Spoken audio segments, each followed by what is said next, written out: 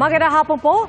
Patay sa pamamaril sa Quezon City ang isang lalaki na may alitan sa suspect na dating sundalo. Ang ugat daw ng komprontasyon ang paninita ng biktima sa pagpark ng suspect na kanyang motorsiklo sa makipot na daan.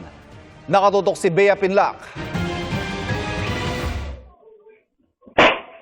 Dali-daling tumakbo ang lalaking ito sa eskinitang yan sa Daang Tubo, Barangay UP Campus, Quezon City, Biyernes ng umaga. Nakabuntot sa kanya ang isang dating sundalo na nakahugot na pala ng baril galing sa sling bag niya. Hindi na nahagip sa CCTV ang sumunod na nangyari. Pero umalingaw-ngaw ang sunod-sunod na putok ng baril. Patay ang 31 anyos na lalaki matapos tamaan ng mga bala sa ulo at dibdib. Tumakas ang 53 anyos na suspect. Ayon sa kalapit na barangay na rumisponde sa pamamaril, sa bungad pa lang ng eskinita, nagkainitan na ang suspect at biktima. Doon sila nagsuntukan sa labas. Doon siguro na may agrabyado yung suspect, bumunot siya ng baril. And then, nagpaputok siya dito. May nakita kami isang basiyo dito ng bala. And then, tumakbo dito, tuloy-tuloy yung biktima. Hanggang siya doon sa kwarto ng bahay, doon siya na corner. Doon siya tinuluyan.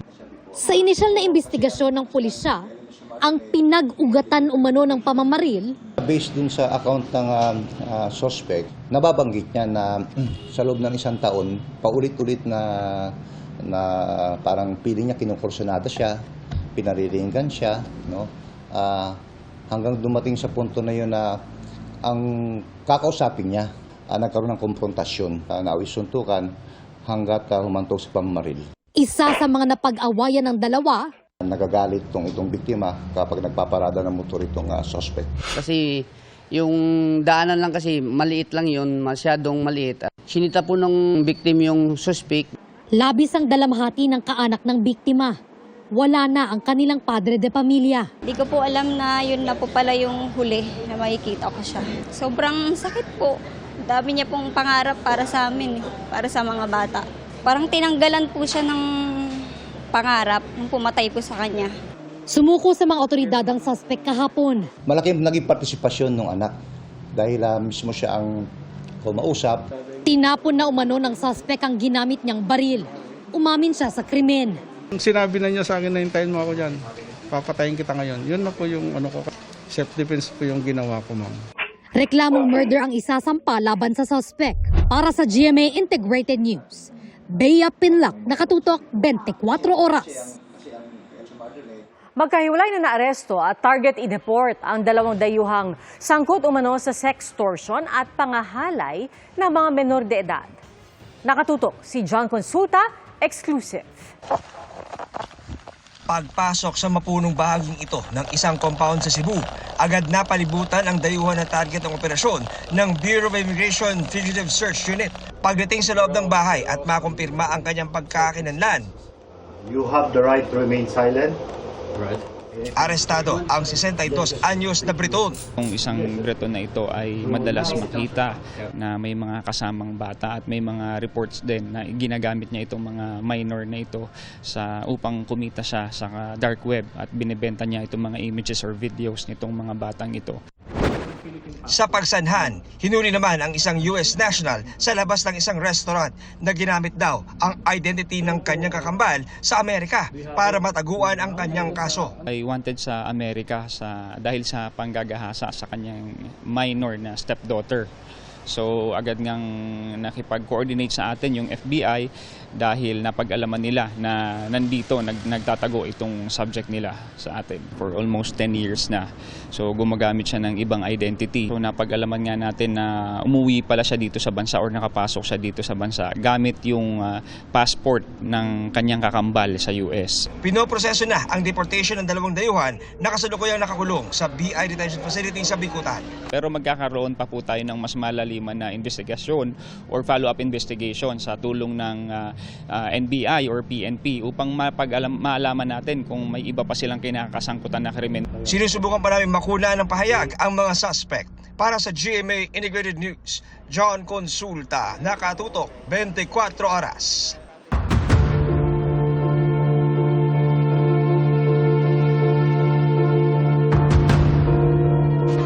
Humingi ng tulong si DPWH Secretary Vince Dizon sa mga nagdaang kalihim ng ahensya para mawaksi ang korupsyon sa kagawaran. Mga insertion o mga proyektong isinisingit ng mga mambabatas ang isa umano sa mga pinagmumulan ng katiwalian. Nakatutok si Joseph Moro, exclusive. Napapailing na lamang si Secretary Vince Dizon sa nangyayari sa DPWH. Ang paglilinis sa kagawaran ng agenda ni Dizon sa halos 2 oras na pulong niya sa mga dating kalihim ng DPWH. Si Rogelio Singson ng administrasyon ni dating Pangulong Noynoy Aquino at Jose Ping de Jesus sa termino naman ni na dating Pangulong Cory Aquino at Fidel Ramos, na nakasama rin ni Dizon nung chairman siya ng TARC Development Corporation. Aminado si Singson, talamak ang korupsyon sa kagawaran. Masyadong massive. I cannot imagine how massive the corruption inside and outside. At isa sa mga pinagmumula ng korupsyon ang mga insertion o mga proyektong isinisingit ng mga mambabatas. Lower House and the Senate. Total local projects and insertions in 2025 is about 450 billion. Ang problema dyan, hindi lang yung visible insertion, ibig sabihin from NEP to GAA. Apparently, according to Secretary Bonoan, kaya na blindsided siya in some of the projects because some of his regular programs were also carved out and replaced with local insertions. Kinukunan namin ng pahayag si dating DPWH Secretary Manuel Bonoan pero wala pa siyang tugon. Sa pagdinig ng House Committee on Appropriations noong Biyernes, ipinunto mismo ng ibang kongresista na hinahati ang ilang malalaking proyekto sa distrito nang hindi lalampas sa 150 million pesos para sa DPWH District at hindi DPWH Regional Office ang magpapatupad ng mga ito. Hindi lamang daw sa budget may nakawan kundi sa simula pa lamang tulad ng costing o paglalagay ng halaga sa mga proyekto. Ayon kay Dizon, kailangan ding matyaga ng procurement, implementation at monitoring ng mga proyekto. Ayon kay dating DPWH Secretary Rogelio Singson, tama lamang daw na hiningi ni Secretary Dizon ng courtesy resignation ng mga opisyal ng DPWH bilang paunang hakbang sa paglilinis sa ahensya. Humingi ako ng tulong sa mga tao. Kaya ba, Sir? Who can I trust? Who are good people? We have to find the bad eggs, take them out, make them accountable. If they're as bad as Alcantara, Mendoza, and Hernandez, hindi lang dismissal yun. Talagang kakasuhan yun. Para sa GMA Integrated News, Joseph Morong, nakatutok 24 oras. Nasa Cambodia si Pangulong Bongbong Marcos para sa 3 araw na state visit. At isa po sa mga tatalakayin ang transnational crimes sa gitna ng pagkakabiktima ng mga Pinoy sa mga scam hub sa Cambodia. May pahaging din siya sa tila banggaan ng ehekutibo at lehislatura. Nakatutok si Darlene Kai. Thank you, Secretary Bersamin, and all the members of the cabinet here. I hope lumamig na yung mga ulo ninyo. But I will have to just say that I perfectly understand why you are feeling a little unjustly beleaguered. Yan ang bungad ni Pangulong Bongbong Marcos sa kanyang pre-departure speech kaninang tanghali sa Villamor Air Base bago dumalo sa kanyang 3-day state visit sa Cambodia. Naglabas kagabi ng pahayag si Executive Secretary Lucas Bersamin tungkol sa mariing pagtutol ng gabinete sa umano'y tangkang paninisi ng House of Representatives sa ehekutibo sa mga isyu ng korupsyon at mga pagkukulang. Hindi nagbigay ng karagdagang pahayag ang mga miyembro ng gabinete na nasa pre-departure ng Pangulo. Ang state visit ng Pangulo na umalis kaninang 1:44 p.m. ay tugon sa imbitasyon ni His Majesty Norodom Sihamoni ng Cambodia. Layo nitong palakasin ang ugnayan at kalakalan ng dalawang bansa. We have seen dynamism in the partnership between the Philippines and Cambodia across key sectors. These sectors include defense and security, trade, agriculture, heritage preservation, amongst others. Makikipagpulong ang Pangulo sa Pinoy at Cambodian business leaders. Tatalakayin din ang problema ng transnational crimes, lalo't isa ang Cambodia sa mga bansa sa Southeast Asia kung saan may mga nasasagip na Pilipino mula sa scam hubs. The Philippines has been a resolute partner of Cambodia in addressing both traditional and non-traditional security challenges confronting our region, such as transnational crimes. Habang nasa Cambodia ang Pangulo, itinalagang official caretakers ng bansa sina Bersamin, Justice Secretary Jesus Crispin Remulla at Agrarian Reform Secretary Conrado Estrella III. Para sa GMA Integrated News, Darlene Kai, nakatutok 24 oras. Haharap bukas ang Office of the President sa budget hearing sa Kamara. Sa gitna ito ng tila banggaan ng ehekutibo at lehislatura ng palaga ni Executive Secretary Lucas Bersamin ang anyay tangka ng ilang mambabatas na isisi sa ehekutibo ang sarili umano nitong katiwalian. Nakatutok si Dano Tingkungko. Sa isang pahayag ni Executive Secretary Lucas Bersamin na ipinost ng Presidential Communications Office, mariin anyang tinututulan ng gabinete ang mga anyay spin mula sa ilang miyembro ng House of Representatives na nagtangkang ibaling ang sisi sa ehekutibo sa mga katiwalian at kapalpakan ng lehislatura. Hindi raw nila kinukonsinte ang anumang pag-atake sa integridad at reputasyon ng ehekutibo at paggamit ng anyay political theatrics para i-hostage ang budget process. Sabi pa ni Bersamin, wala anyang silbi ang anumang investigasyon kung hindi bubusisiin ng mga anyay ugat ng katiwalian. Kaya hamon niya sa Kamara, clean your house first. Ipinaliwanag ni Bersamin ang kanyang pahayag. It's as clear, as direct as that. It's not a mere innuendo. It's just a clear message that there is much to be done by them before they point a finger at the other branch. Hindi raw siya galit, pero malian niya ang pananaw na ibalik sa kanila ang panukalang budget lalo't labas ito sa prosesong inaatang ng saligang batas. They are only doing their job, but one member is particularly wrong in saying that they should return to us the net. That is not in the constitutional order. Wala rin daw sa hinuha ng Pangulo ang anumang posibilidad ng reenacted budget para sa 2026. Walang tinukoy si Bersamin na partikular na miyembro ng Kamara. Pero bago nito, sinabi ni Deputy Speaker Representative Ronaldo Puno na nagdesisyon siya at ilang party leader na irekomendang ibalik ang 2026 national budget sa DBM. Sinisika pa namin makuha ang pahayag ng party leaders kaugnay sa sinabi ni Bersamin. Bilang tugon sa pahayag ni Bersamin, sinabi ni Senator Juan Miguel Zubiri na sa ngalan ng transparency, mainam na ilabas sa publiko ang mga proponent ng mga insertion sa budget sa bicameral conference.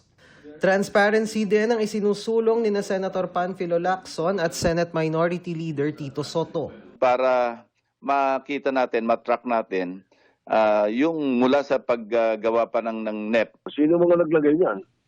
Bakit mo nilagay? Di ba? At saka kung wala sa NEP, bakit mo nilagay? Kaibigan mo ba yung kontraktor? Para sa deliberasyon sa 2026 budget, suwestyon ni Soto dalhin sa plenaryo ang anumang panukalang amyenda sa budget para hindi lumabas na insertion. Sa isa namang pahayag na mahigit 100 grupo mula sa iba't ibang sektor kabilang Makati Business Club, mga universidad at iba pang civil society groups, kailangan na raw nating makawala at talikuran ang sistema ng korupsyon na pumapatay sa mga Pilipino at sumisiraan nila sa tiwala sa gobyerno. Ang korap na sistema dapat nilang palitan ng sistema ng transparency at accountability.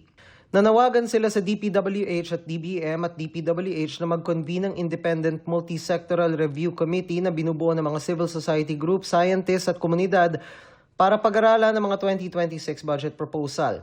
Nanawagan din sila na itigil na ang congressional insertion lalo sa Bicameral Conference Committee sa Pangulo at DPWH na magbigay ng full transparency sa mga flood control project ng mga nakalipas na taon. Nanawagan din sa Pangulo ang mga grupo na isapubliko ang mga dokumento sa mga proyekto para sa potensyal na participatory audit ng publiko at civil society kasabay ng Commission on Audit. Dapat din daw may managot sa katiwalian, hindi lang daw ang mga itinuturing na small fish kundi mga mastermind sa likod ng eskandalo. Para sa GMA Integrated News, Dano Tingkungko, nakatutok 24 oras. Galit na galit daw si Pangulong Bongbong Marcos sa epekto sa mga Pilipino ng naungkat na korupsyon sa mga flood control project. Iaanunsyo daw niya sa mga susunod na araw ang bubuo ng Independent Commission na bubusisi sa mga anomalya at walaan niya itong sasantuhin. Narito ang eksklusibong pagtutok ni Vicky Morales. Kay Pangulong Bongbong Marcos na nanggaling. Sa susunod na linggo ay aanunsyo na kung sino-sino ang magiging miyembro ng independent body na mag-iimbestiga sa mga flood control project. Wala pang formal name. Pero yun ang binubuo namin. Independent Commission para imbestigahan. Ito nga ang mga lumalabas na anomalya sa mga flood control project. Yung mga personalities, ayoko namang maunahan ang actual na announcement dahil hindi pa solid talaga. Pero malapit na. 3 ang magiging miyembro ng komisyon. At ayon sa Pangulo sa aking eksklusibong one-on-one interview nung Sabado, wala sa mga ito ang magmumula sa gobyerno. Paano sila maiba po sa mga existing agency like COA, Ombudsman? They're completely separate from government.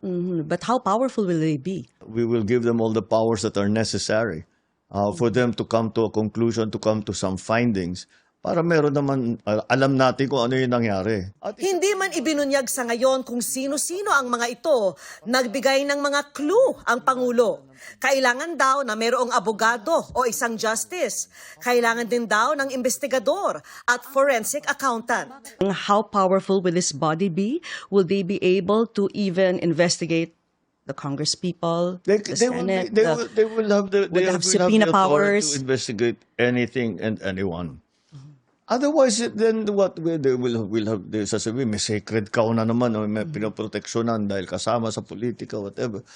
Pagka nangyari yun, wala rin kabuluhan yung kanilang investigasyon. Sabi pa ng Pangulo, maaring hinga ng tulong ng komisyon ang lahat ng ahensya ng gobyerno, halimbawa sa NBI para sa investigasyon o kaya sa COA para sa impormasyon. Wala raw sasantuhin kahit pa kaalyado o kaanak. I said, we're making an omelet. We're going to have to break some eggs. There's just no way around it. Even if they're relatives as well. Well, who's more important? Your friend? Your political supporter? Or every single ordinary Filipino citizen? Who's more important? To me, it's the Filipino citizen. Nobody is more important than Filipinos. Nobody, not one person is more important. Not me, not anybody is more important. Pero sabi rin ng Pangulo, rekomendatory lamang ang kapangyarihan ng komisyon. Pagkatapos daw nilang suriin lahat ng impormasyong nakuha o nabigay sa kanila, magre-rekomenda kung dapat bang kasuhan o hindi ang isang inimbestigahan. Ang kanilang rekomendasyon pwedeng ibigay sa DOJ o kaya sa Ombudsman para sa paghahain ng kaso. Sabi ng Pangulo, naging malaking tulong ang sumbong sa Pangulo website na hindi lang daw reklamo sa mga flood control project ang nakuha. Since we created the website, we have 12,000 plus already reports that are coming in. And these reports, hindi lang flood control projects. Hindi lang. May mga paving, mga road widening, maraming dumadating. Of course, it was supposed to be, we started talking about only flood control. Pero siyempre, nagkaroon ng tao ng line of communication sa akin na para makapagreklamo sila, ginagamit talaga nila. That has been very effective. And that's why I encourage everybody. Lahat ng hinihikayat ko kayo lahat. Pagka meron talaga kayong gusto ireklamo ninyo. Kamakailan, ang Pangulo mismo ang nakabuking ng mga ghost flood control project sa Bulacan na nabayaran na ng buo ng pamahalaan pero wala ni isang bakas at mistulang guni-guni lamang. Kung hindi guni-guni, substandard naman ang ilang proyekto na nadudurog agad ng inspeksyonin ng Pangulo. Lumabas din ang mga marangyang pamumuhay ng ilang mga kontraktor, pati na ng ilang district engineer, ng ilan umamin pang panay-panay ang pagkakasino. Sa laki at lawak ng nabunyag na mga katiwalian sa mga flood control project, tanong ko sa Pangulo, bakit paging ganitong ka-massive corruption? Nung ako'y governor, hindi ganito. At bukod pa sa laki ng halaga ng nakukuha ng kung sino-sino na tao na wala namang karapatan na bulsahin ang pera na yan, bukod pa ron ay hindi nila tinatago. Garapala na po. In your words, it's economic Yun ang sabotage? shock, kasi ngayon sila, walang pakialam. It did not happen overnight. This happened over many decades.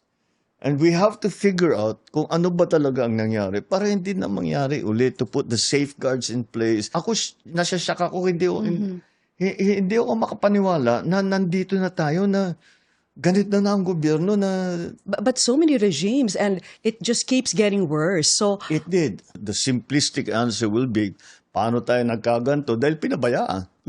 And what can we do?